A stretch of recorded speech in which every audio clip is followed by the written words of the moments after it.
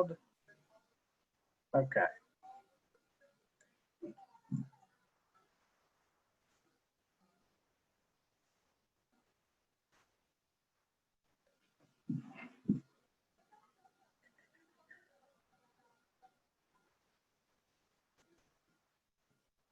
Okay, so we started the recording. I think we're pushing 50 people on the Zoom.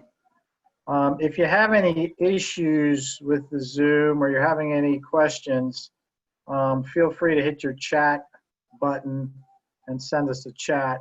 If you have any questions that pop up during it, feel free to put the chat question in at any time. We will go ahead and address the questions a little later in the presentation. So welcome everybody. I hope everybody's safe and COVID free. Recent accomplishments. I got nothing for this. If anybody wants to shoot something out, let me know. See if anybody throws up their hand. Well, we haven't really had anything since March. We haven't had a whole lot of time to do anything. So let me admit some people in. And okay. So still got some people coming in.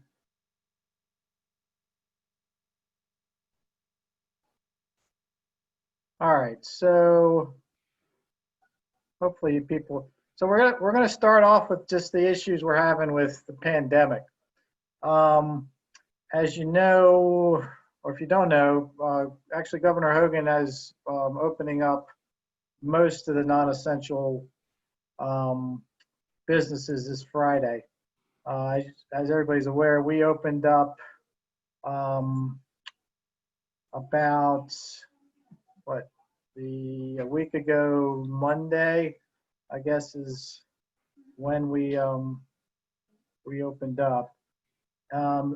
We haven't had too many flights. We've had flights, but we haven't had as many flights as we thought we would have. Everybody should be familiar with the FMFA COVID procedures. So I'm going to pull them up real quick.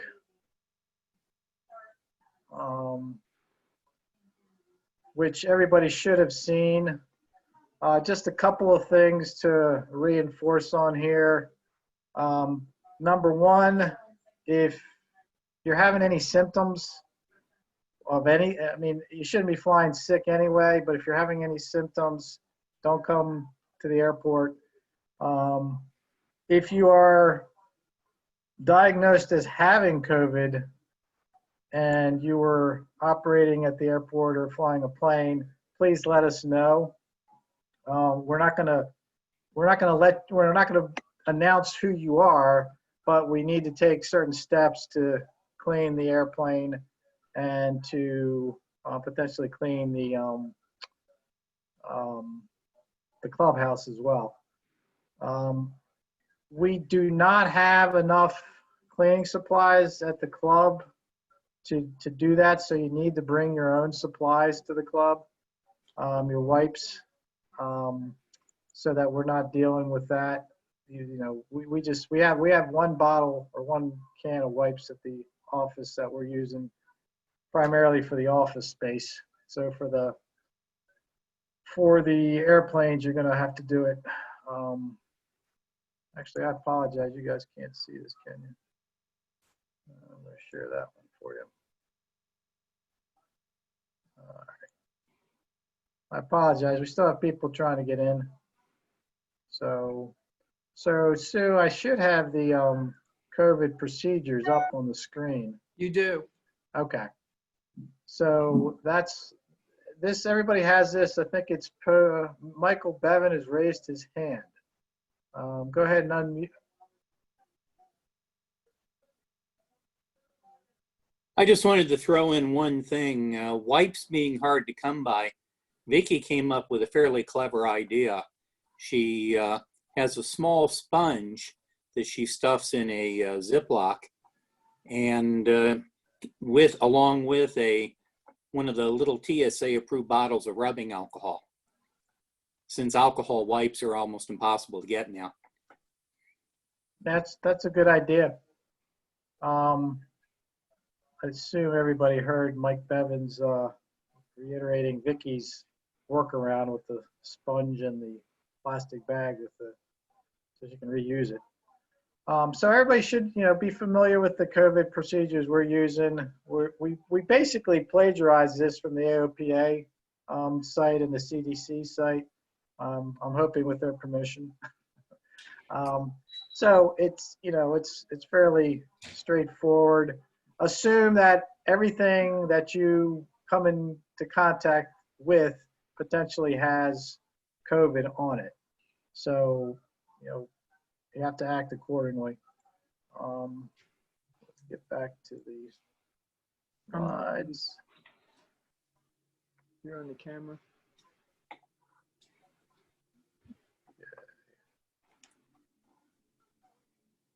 Oh, I've lost my mouse. Okay, so, all right, let's talk about some of the currency issues that we're having. And Mike, if you want to jump in with this at this point, let me know. I sent out probably a week or so ago, AOPA had a pretty good breakdown with flow charts concerning the extensions by the FAA, concerning the medical, the knowledge tests, the CFI expirations, the flight review, and the IFR experience regulations.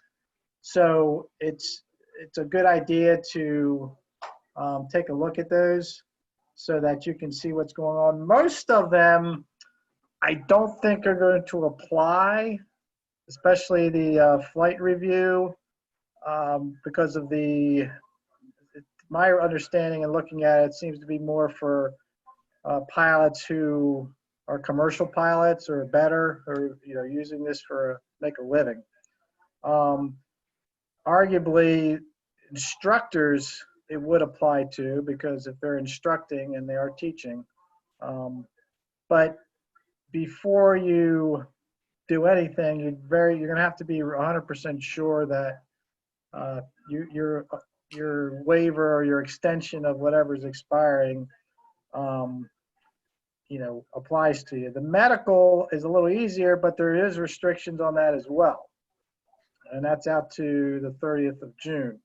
So you're going to have to make sure that, like I said, you have to be 100% sure that you are applicable to this in terms of the FAA. Because here's the problem. I mean, if you're not current under the regulations and you get into a problem, we're going to have an issue with the insurance. Because the insurance policies always basically say the plane has to be airworthy and the pilot has to be current under the FAA regulations. So we don't want to screw that up. FMFA currency, different story.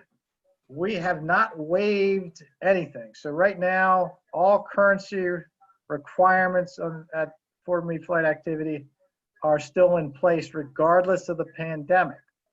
Now, if you look at the next sentence in the waivers, we are giving case-by-case waivers for FMFA currency, except students are not getting waivers at all. It's only pilots, licensed pilots. And if you ask for the waiver, we're going to look at your history, see when the last time you flew, last time you had basically look at, and if we're comfortable with it, we'll give you a waiver. Generally, the waivers are extending out to the end of June. Potentially could go a little longer. Other problem, we have pilots who haven't flown in several months who are going to be out of currency with the FAA and potentially the Fort Meade flight activity. So we need instructors to get them current. Well, due to the issue of the virus, not all of our rosters of instructors are going to be fully active. Some of us are older than others and feel if we get the COVID, we might die. So my recommendation is to contact the instructor you generally fly with, because there is most of the instructors, I would say a fair number of the instructors are going to fly with students that they are comfortable with or pilots they're comfortable with and trust. That seems to be sort of the one of the requirements for the instructors who are willing to continue to instruct. Some instructors are not doing anything right now and are not going to fly. And then there's only like one, maybe two who will basically take most people. So we're going to work on that. We're going to extend the instructors' annual check rides that expired over the closure, so that we have the instructors' rosters available to try to get the members current. Sue, did you want to pop in on anything on that? Not on this, no. Okay. So that's, it's a little bit of a problem. I understand that. And, I would just say bear with us while we try to get through this. The board has talked about, and management has talked about potentially trying to get new instructors on the roster in the near future. It may be easier to get them because of the pilot shortage is now gone for the moment.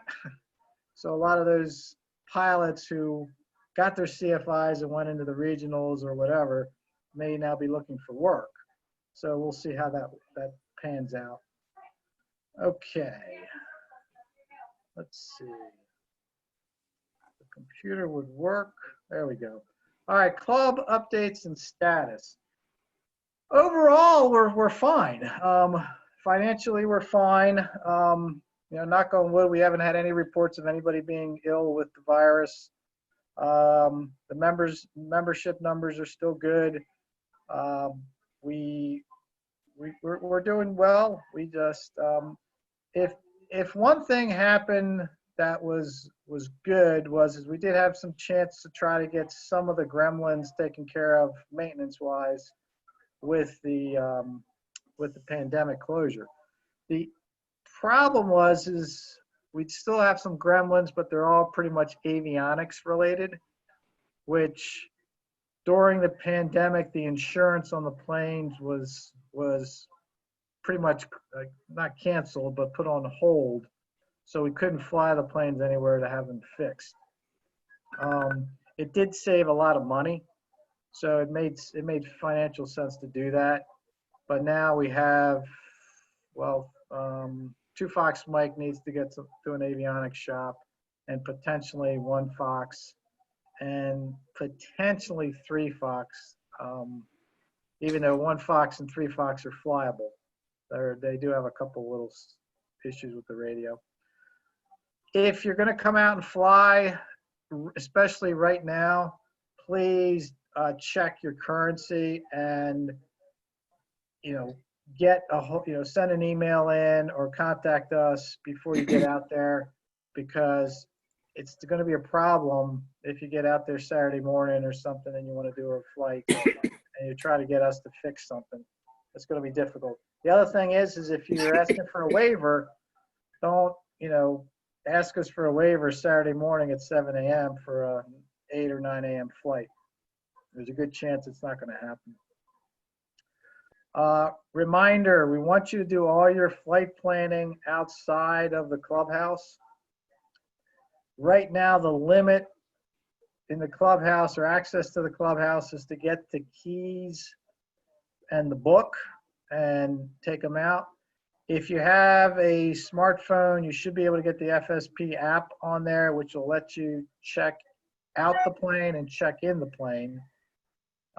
Sue and I are considering potentially allowing members to come in and use one of the computers in the clubhouse to check in and check out.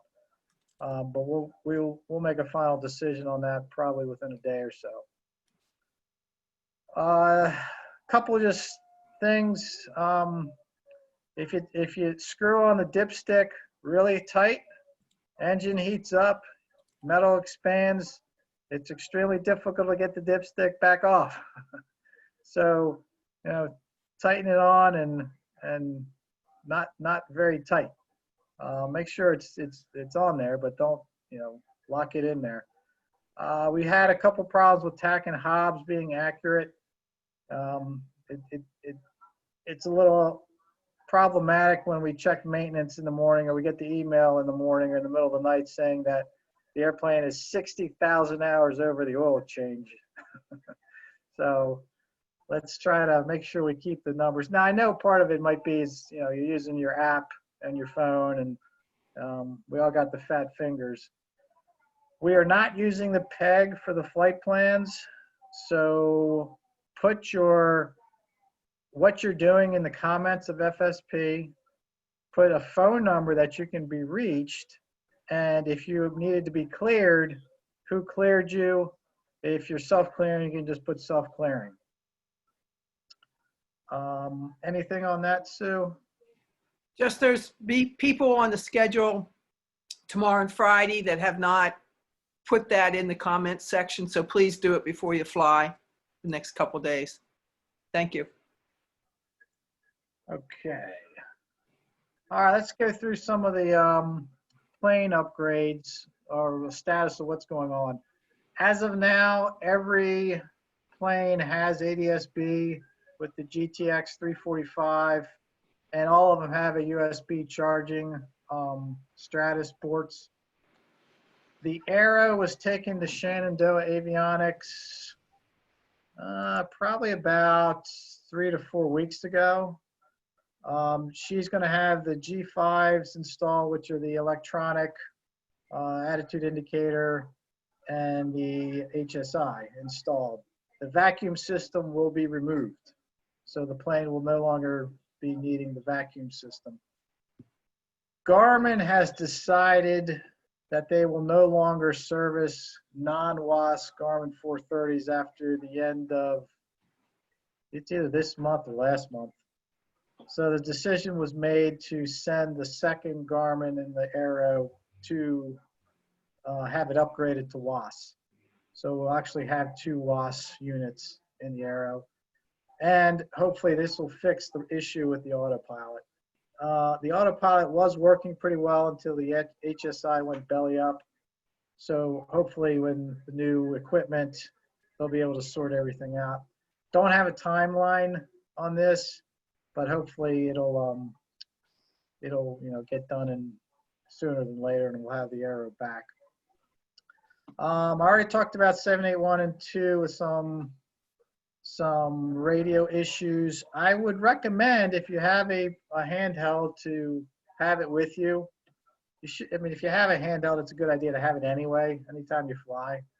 But in this environment, if you lose your radio, it's good to be able to use the handheld and tell them, as Sue knows very well. The Warrior is not back online yet. We decided to see how the numbers were coming with the flights before we could justify putting it back on in terms of the the flying hours. So if we get flying hours, or more flying hours, I think we would put the Warrior back online. 63532 came back from Shenandoah when the Aero was dropped off. She now has a 430 WAS Garmin and a GTX 345. The avionics on that 150 are worth about or equal or more than the aircraft itself. So it's a nice plane. I like it. 6690 Sierra, since we have the other 150, is going to be going back to Lee. She's actually a good plane as well, but we're not going to keep 2 of them. We're just going to keep the 1. All right. Let's see what we got next. All right, the simulator. The simulator at the club is no longer FAA compliant. We are trying to see if we can get a new letter from Elite to make it compliant.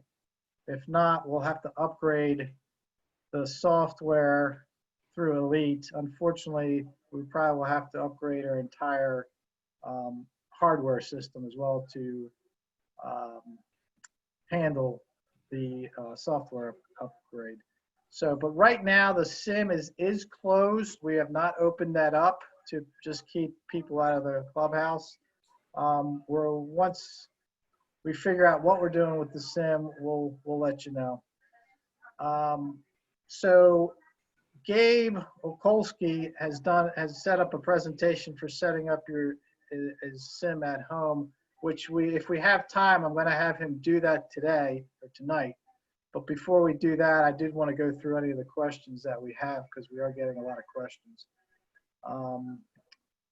So let's just, if you got time to volunteer, let us know. We definitely probably still need help on stuff. Eventually, we'd like to clean the planes in a socially distant manner, but we'll figure that out. Let me take a look at some of the questions we got. Let's see. Dan, we're gonna have to reschedule. Okay.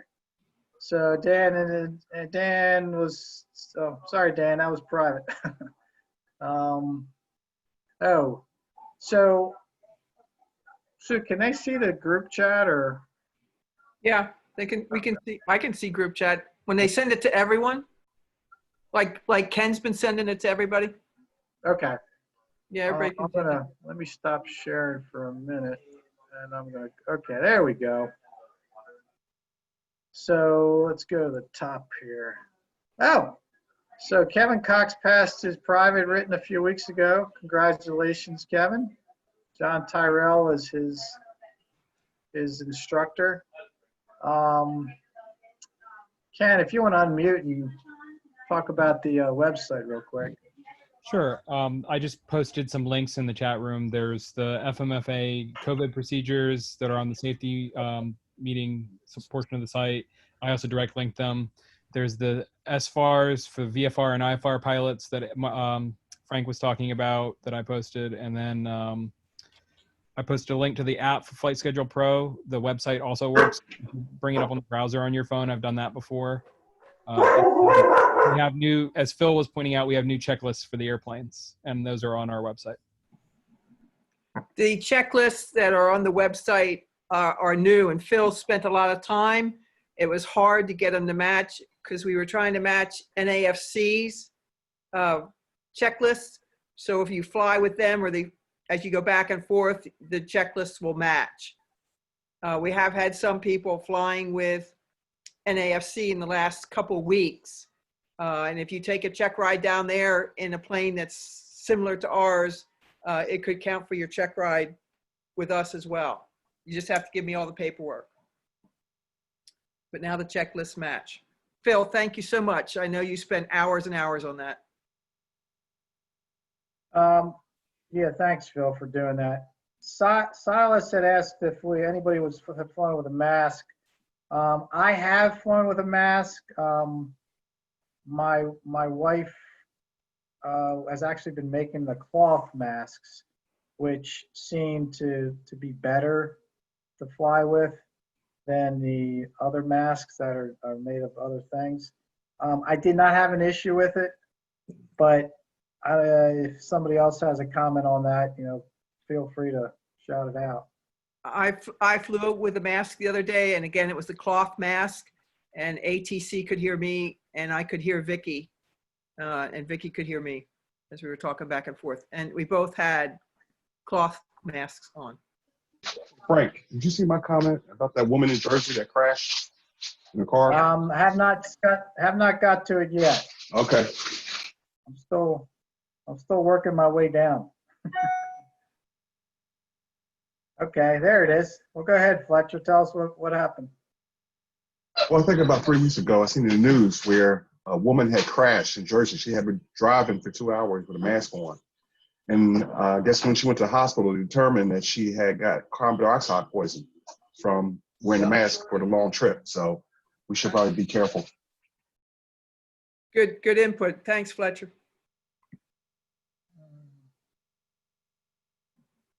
So Drew's indicated that in Virginia, they're not requiring masks, or you're not flying with masks down there? No, they don't require the masks, and they do require that you wipe down the areas you touch in the plane. But if you're a pilot, you can fly. They just aren't allowing instructors to take up student pilots. Okay. So you're flying solo then, Drew? Yeah, well, Oh, so, yes. yeah, so solo, you don't need the mask. Is Okay. that what you're saying? Okay.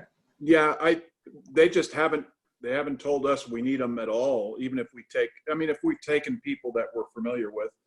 I think I've been using a mask just to make others feel more comfortable if I'm going into businesses or doing things like that. But I don't like it I tried it for a little bit when I was flying. I just didn't really care for it.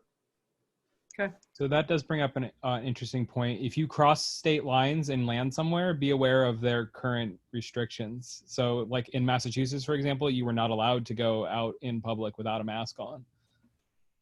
Yeah. So be aware if you land somewhere else. Yeah. Good point. Vicky's been flying a lot. She seems to be doing okay with the mask as long as she gets it in the right place. Silas, you indicated that having issues with the medicals. You have to unmute Silas if you're talking. Maybe we lost him. Let's see. Andrew Newswanger got his medical from Dr. Shear that tipped in last week. Well, that's good. Okay. So did Mr. Easley was able to get a fresh medical. Let's see. No, but so Ken indicates that on the FSP app, there is no app for the Android, but the website is mobile friendly enough to use. So if you have an Android, you should be able to use your browser to get into the FSP main site. Eric asked about the radio issues. There's the issues in the 172s with the radios. Sometimes you have a radio that's functioning, and then you may not, it may stop functioning. We still have one, the Garmin, that seems to not want to transmit on higher frequencies. So sometimes some of them you're still using the King #2 radio as your main transmit radio, because the King's not having problems with that. Make sure you check the squawks. The squawks should be able to give you a heads up on the radio issues. Especially 781 Fox. Mike has been flying the last couple of days. I flew it Monday night, and I did have a little bit of a radio issue in the beginning, but then I was able to clean it up, and the rest of the flight went fine. Let's see here. One more thing on that, Frank. When I was wiping the knobs down before Vicki and I flew, there's a little toggle switch that would isolate, and it isolated. It took us a while to find that. So when you're wiping the knobs down, just be really careful you don't hit something else by mistake. That's a good point. Ken also pointed out that, remember, the 783 Fox Mike has the 160 horsepower engine. 1 and 2 have the 180 horsepower engine. So there's 2 different checklists on the website for each plane. So make sure you're using the right one. Andrew, we are saving money on the Warrior right now. Unfortunately, you're getting kind of screwed because it's the only plane you checked out in. But it's very expensive to insure these planes, primarily because we're doing training. So we do save, literally thousands of dollars a month by not having the insurance in place. But I do hope to have that plane up, hopefully within another week or two, would be my hope. That it'll goes- be, yeah, go ahead, Sue. That goes back to NAFC's Warrior is up, and you could fly down there. You'd have to probably get checked out by one of their instructors, but that's an option until we get our Warrior up. Yeah. Now, that's one reason we redid the checklist, so you could switch back and forth. All right. I think I've gone through most of the questions. If you had a question that I didn't address, I apologize. But let me go back to the presentation and see where we were.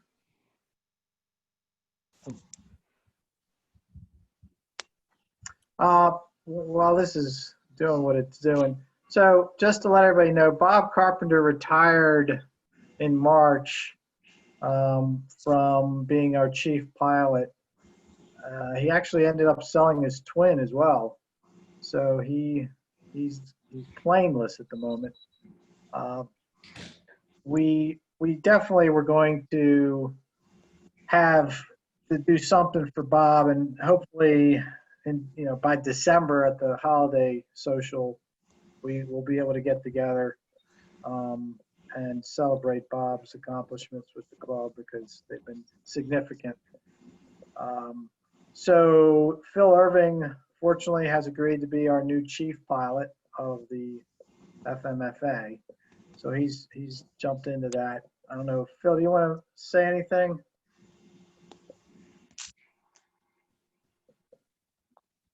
You have to unmute if you haven't already done so. Probably already left. Okay, I got nothing to say at the moment, so I can go back. Okay. The rest of the crew is still there.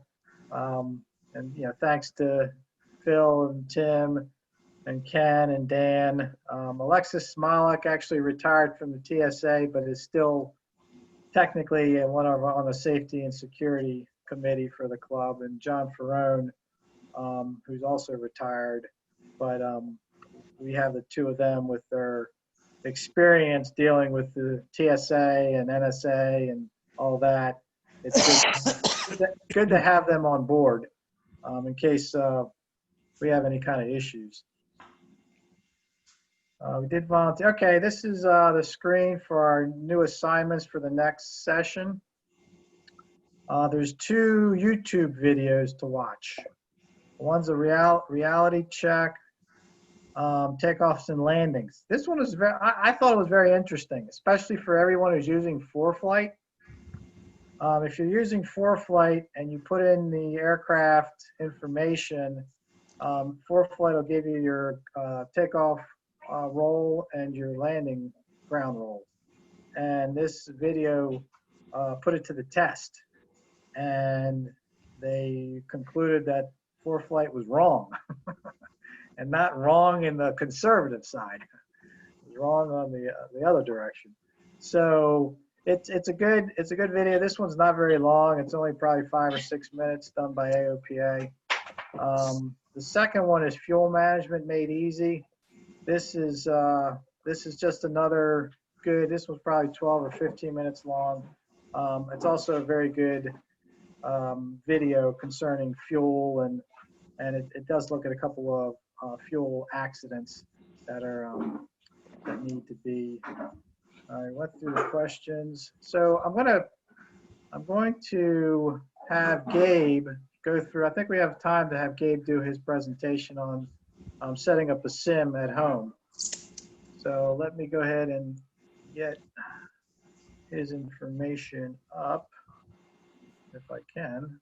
And Frank, if you can't share it, I have it as well. So just let me know. I'm seeing it, Frank. I'm seeing simulator. Our simulator is not AFA in Gabe's presentation. Let's stop sharing that. I have it up. Let's just see if I can, that's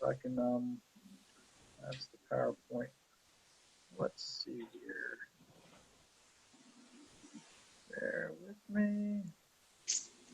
Okay.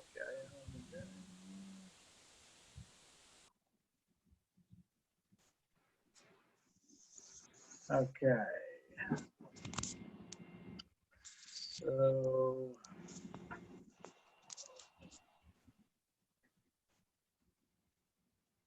All right, does anybody see the 4 steps to improve home flight simulator realism? Yes, yes. Bingo. I think, Take it away. all right, sounds good. And I think you have to maybe zoom out a little because I can't see there's a bit of the bottom that's getting cut off, but. Okay, let me see if I can fix that for you. All right. Well, anyway, while you're doing that, just wanted to say thanks for letting me present this. I hope everyone's doing well and staying safe and staying sane.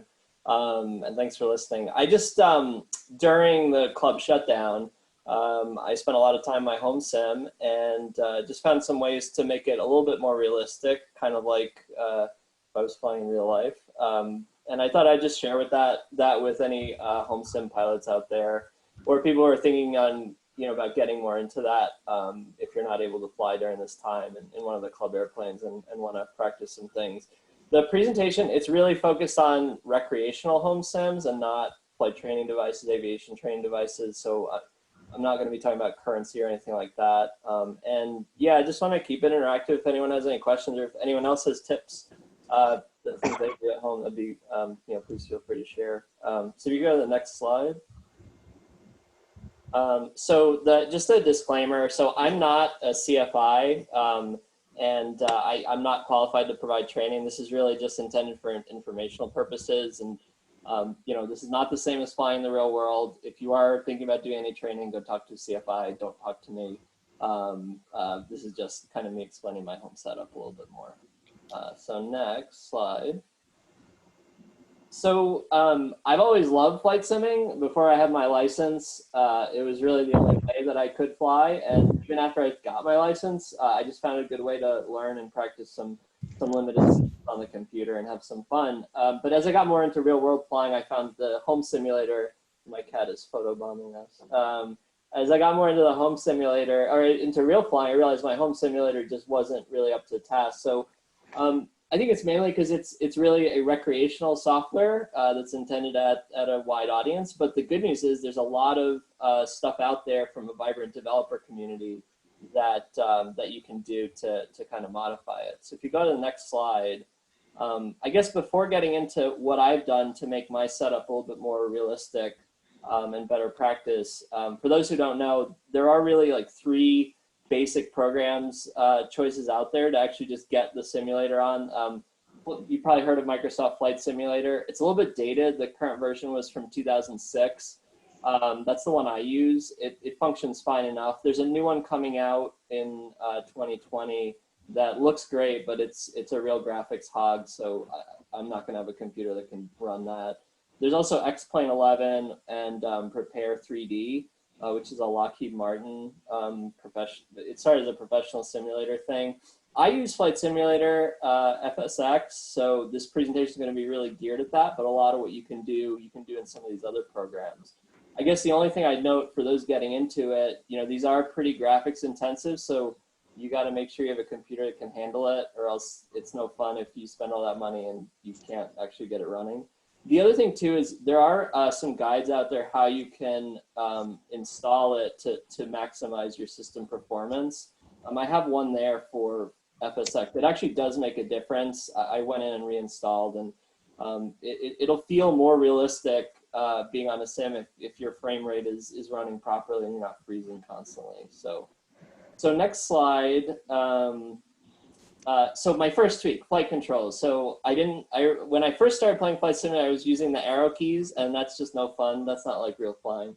It's more like Pac-Man. So on the next slide, I'll talk about my setup. So first is just this additional hardware. So I use I wanted to just approximate the motions required, not necessarily get it exactly like it'll be in the real airplane, but just so that I have one hand on a yoke, I have the other hand on the throttle, I have feet on rudder pedals, so I'm kind of approximating the motions and building that muscle memory.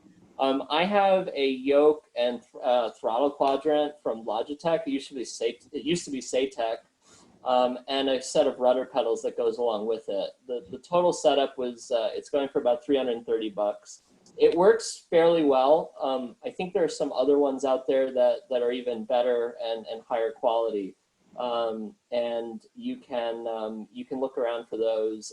I've been reading good things about this honeycomb alpha flight yoke for $250, but I don't know if my wife's gonna let me get that. We'll have to see about that. But anyway, when you do shop for something, just look at stuff about the control feel. That'll help things a little bit, and things that are user friendly. I recommend things that have a lot of little buttons and switches. So for example, this setup, there's a bunch of little toggles on the yoke.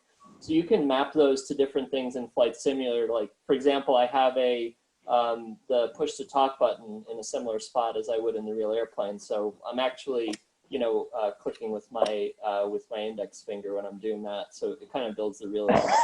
And once again, this is not, an FAA approved setup at all. This is not an aviation training device or flight training devices. These are just recreational products. So that was kind of the first thing I wanted to tweak. So on the next slide, the next thing I started to figure out that wasn't that great was weather. And here's a little example. So this is the exact same approach at the same spot in the approach. This is simulating the RNAV runway 10 approach into Tipton, just about 3.3 miles from Podkey.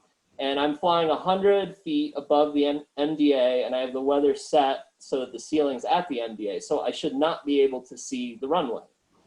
On the left, you'll see the stock flight simulator weather. You can see the runway. So you're technically cheating. You're not getting that accurate approach. My enhancement, and I'll talk about what I use in a second on the right, has that corrected. So I really figured I needed this when I started to get into more IFR practice, but the weather just looks more realistic. It performs a little bit more realistic, and it's an upgrade. So on the next slide, once again, my goal was to get something better than the stock flight simulator setup, which is really geared at a recreational audience, to allow for more realistic IMC flying. That's what I primarily use it for. I use Active Sky by Hi-Fi Simulations. I have an older version. I think I got it in 2015, Active Sky Next.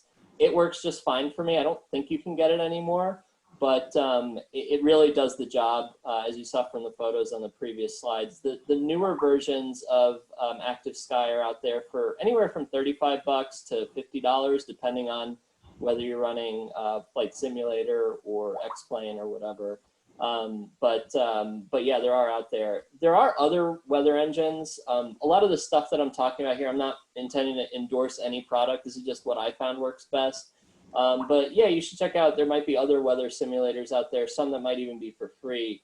But this was really another way that I saw I could boost my realism. Another nice thing about Active Sky is you can set it to real world weather. So if there's a day that you maybe wouldn't have gone up because you're not comfortable with the weather, I've actually found it kind of fun to boot up the computer and see what it would have been like if I was doing a flight in the local area. So, all right, so next slide is that was step number 2. Step number 3, getting some realistic GPS and RNAV. If you haven't seen the talk by Captain Warren Vanderberg from American Airlines from the 90s, that's the guy in the photo, Children of the Magenta. It's a really good talk. You should go listen to it. Really the problem in Flight Simulator is a lot of the radio aids to navigation work quite well, VORs, ILS procedures, but the GPS is just not there. So if you go to the next slide. So the stock GPS, there is a GPS in the program in FSX. It's really limited to just doing direct to operations. And most of all, they just don't have updated navigational data. So a lot of waypoints are missing. It's just really not at all realistic. So I wanted to try to replicate, what I have in the real airplane so I can fly some procedures and navigate to some of the points that I might do in real life. So the setup I found is by Mindstar Aviation. It's the Mindstar GNS 43530, and I pair that with something called Real Nav Data. So the simulator itself, which installs into the stock flight simulator aircraft, that's $50. And then for $40, you get a 1-year subscription to Real Nav Data, and that's essentially you get all the updated ARAC cycles that you'd be getting every 28 days in the airplane. I found all the procedures that I'm flying show up exactly as they would in the real world. It also has worldwide data, so if you want to go like fly in Argentina or something, you can go do that. That's kind of fun. There are other Garmin 430 simulators out there that I found, but I haven't found any that let you easily update with current nav data, unless you have some sort of crazy like computer skills that I don't have. So this was kind of the easiest bet. The only problem is it doesn't have compatibility with X-Plane. X-Plane, I don't use it, so maybe there's some solution to the GPS problem there, but you know, I'm just once again talking about Flight Simulator, but it's pretty sweet. It really does the job, and also is just good practice. If you're getting familiar with the Garmin 430 in the real airplane, you can do it in the simulator, and it'll very accurately simulate a lot of the functionality there. So if you go to the next slide. So I did these 3 steps. I was getting really close to feeling like I was actually there, not feeling like I was bummed out from not being able to fly due to COVID. But the one thing I was missing is I just felt alone. There's nobody else talking, and I was having like a conversation with myself, being ATC and the pilot, and my wife thought I was going crazy. So I said I need to find a solution to this. There are actually, you might not know, but this is a screenshot from VATSpy. There's a network called VATSIM, which has a group of online pilots and online air traffic controllers that essentially simulates the real world environment. This is a screenshot from yesterday. All those little dots are flights being flown, some by people who fly for virtual airlines and actually get a scheduled route they have to fly from their virtual airline. And then you see the blue, those are air route traffic control centers that are being controlled, and you'll see a number of airports that are active. So it's actually pretty cool. If you go to the next slide, I'll talk a little bit about VATSIM. And just so you know, there's another similar network out there called IVAO, IVAO. I haven't flown on that one, but I understand it's kind of functionally the same. But the goal was really to get that air traffic control realism to replace there's an AI air traffic control in Flight Simulator, but it's really not realistic. And if you're trying to do, you know, interact with a real person, it's not there. But also do it in a way that I felt like I was talking to somebody who knew what they were doing and wasn't just, you know, some kid who was playing around. VATSIM, the benefit is it's free, so you don't have to pay for it. It's a worldwide network of controllers and pilots in this kind of worldwide environment. So at any given time, there's people controlling in Europe and Asia and everything like that. ATC service is really given by users who are, they have training and there are governance procedures to make sure that, you know, if people go on and do silly things, they do get booted from the network. So I found the level of quality to be quite high. Some nights I've been flying, I think those are professional controllers, and I've even gotten messaged by real world pilots who noticed one real world pilot who noticed I was using 3 Fox Mike as my call sign, and it was a guy from Martin State who was like, "Hey, are you with Fort Meade Flying Club?" And so there's actually real pilots on there. Due to the lack of coverage, because there's not enough people playing at any time to cover the whole world, you kind of have to plan your flights between airports that are being controlled. So one night I saw somebody was controlling Albany, you know, all the frequencies for Albany. I saw somebody who was doing Providence, Rhode Island. So I said, all right, I'm going to fly from Providence to Albany, and I was able to talk all the way from, you know, clearance delivery all the way to the approach controller and back on the other side. If there is kind of gap in coverage, they do have like procedures there. So there's a Unicom frequency for everything. Justin Strasfeld asks, any thoughts against VATSIM's paid cousin Pilot Edge? I've never heard of Pilot Edge or used it. Justin, if you know about it and want to, you know, mention it to the group, I'd be curious to hear about it. I know with VATSIM, I've been able to set up pretty well for free, but if there's maybe some advantage to the paid thing, that would be good.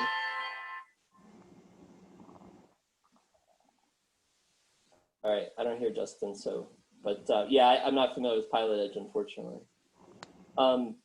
So if you go to the next slide,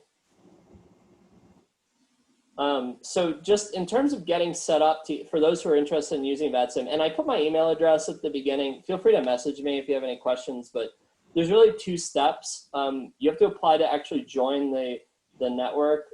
There's a link there. So you actually get a pilot ID. And I think they ask whether you're a real world pilot or whether you have some kind of training or something like that.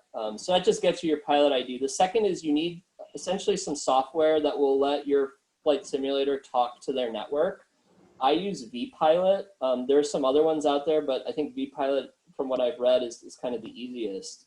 And it's basically this little client. You see the window there, and what you can do in there is you can file your flight plan. This is what allows the radios to communicate. And actually, when you're running vPilot, the radio frequencies you use in the simulator will talk to whatever frequency you're tuned to. So yeah, if it's 119.7 is whoever's controlling the approach control that night. If I do it in my airplane, I'll actually talk to that person. And there's also a mode C button. So much like in the real world, when you're right before you take off, you'll click to squawk mode C, and so you'll show up on their scopes.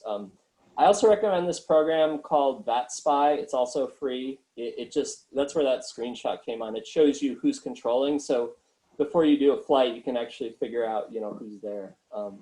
If you go to the next slide, I'll just talk real quick through basically what a flight looks like. So I'll open up vPilot and file a flight plan, which is usually based on who's controlling that night.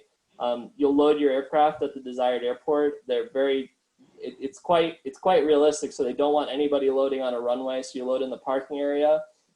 You'll connect to the VATSIM network, and you'll tune your radios, and in the flight simulator, you'll just go through exactly what you do in the real world. So if there's somebody operating the clearance delivery frequency, you'll call for your clearance, and they'll hand you over to the ground controller. And there's also ATIS functions as well, and they'll take you through. Now, you kind of have to adjust a little bit, and there's stuff online about this, because you might be in an airport where there might not be clearance delivery, and maybe all that airport has is an approach controller. So you kind of have to adjust a little bit. You'll contact that approach controller then for your clearance, and they'll do the role of ground and tower and all that. But once you get used to it, it actually works fairly well. And once again, planning your flight can help maximize the coverage that you get.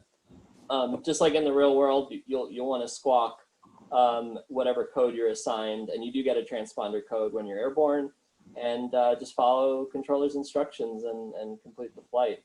So it's pretty fun. So next slide. Yeah, so just everything I've talked about, it is a bit of an investment, but the way I look at it, it's about 3.7 hours of the Cessna 172 rental, which I wasn't flying for a couple of months, so that's just a little bit less than what I otherwise would have been spending. So it was a pretty good investment. And once again, you don't have to do all of this. If you're fine with the weather the way it is, you might drop that off. And if you're just going to do, procedures based on radio navigation, radio aids to navigation, then that's fine too.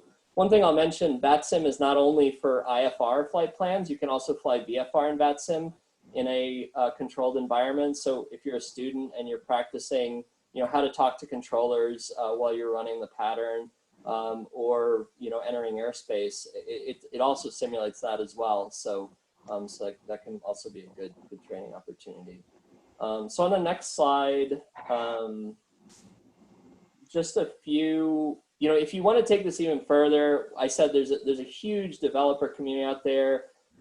Here are just a few ideas. There is an upgrade to the stock Cessna 172 in FSX, which I've read great things about. I haven't done it because I prefer to practice that stuff in the real airplane, but maybe if you're a student, that could be a good thing to look into.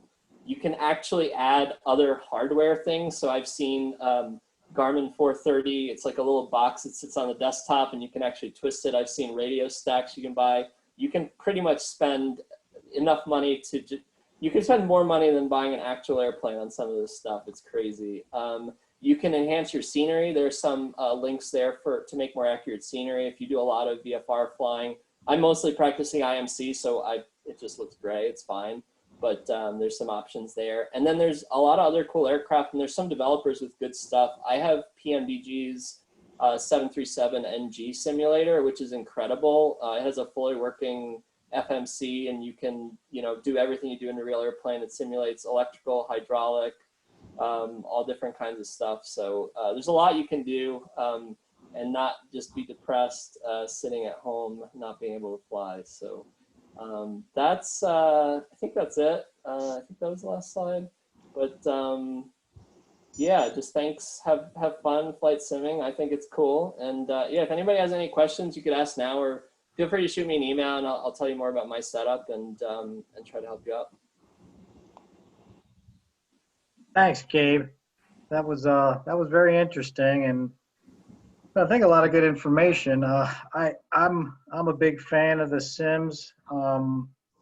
Personally, if I know I'm going on a cross country, especially somewhere where I have not flown, and especially if I plan, it might be IMC. I'd like to, shoot those approaches on the sim. That gives me, the experience and that particular different approaches for that airport. So it's a good thing to do. All right. Do we have anybody have any other questions? I don't see anything. Okay. So we will post we'll post Gabe's slides onto the website, and we'll also we did record this entire Zoom thing that'll be posted as well if you want to spend some more time and see if you've missed anything. We'll also post the slides from the PowerPoint as well, so that if you missed anything on the slides, you can get it. If you have any questions, feel free to email us, and we'll try to get back to you as soon as possible. And I appreciate everybody coming out tonight, and be safe. Avoid the corona. Let me ask, Sue's got something to say? Yeah. Who's LG Stylo 3? That's Leah. Leah? Okay. Thank you. I'm going to send out, I tried to get everybody, I'm going to send it out in an email. If you don't see your name on that, just fire me an email and say, hey, I was there, and then I can record that. Somebody did ask the question about the dues. Was there going to be any refund of the dues? No, because we had to pay rent, tie down fees, all that kind of stuff while we were off for the last 2 months. So there's not going to be a refund in dues. If there's no other questions, that's all I have. All right. Just a question. When's the yearly dues due again? I forgot. Different people are at different times, but I'll send out an email to each person as they come up, because people have joined at different times. Okay. We'll be looking at that this month. It's usually June. All right. If there's no other questions, we'll go ahead and end the meeting, and everybody be safe. Bye-bye.